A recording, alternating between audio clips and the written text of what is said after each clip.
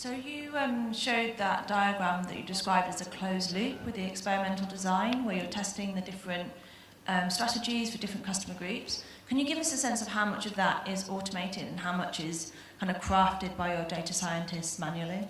That is all built into the platform. The way the platform, she asked the question of how much of the actual platform is done by hand, what I call handcrafted data science, versus actually done automated in the platform.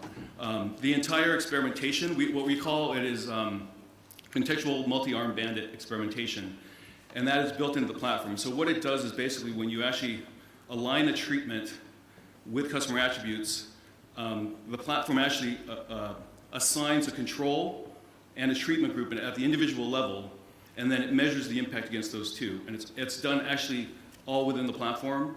And then the measurements, what it does is then produces decision trees, which rank what's the best thing to give to any particular customer.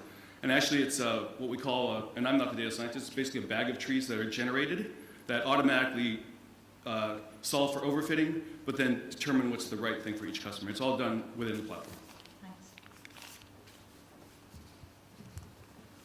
How about you? You had a halo effect there about 1.3 or something like that on the people in their network. Did you take a look at kind of what the impact, or how that impact varied based upon each person's network size? So each person's network would be different. So how does this ripple effect as the network size varies? Actually, the size of the network isn't what is it?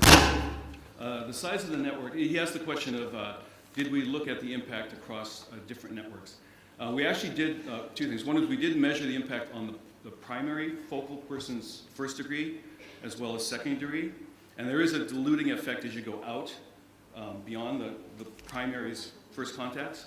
But actually what was more interesting was that the intensity of the relationship between those contacts, if you could see on that one chart I showed, there are some contacts that were talking to each other a lot. That has a much greater impact than the size of the network. And what we saw is, for example, as it relates to churn, when you see those, what we call alters that are talking a lot to the focals, if someone churns, that's an alter that's very closely connected, you see almost simultaneous churn with the others, which basically indicates they're probably families that are leaving together as a flock. Thank you very much, Glenn. Thank you. Big round of applause. Thank you.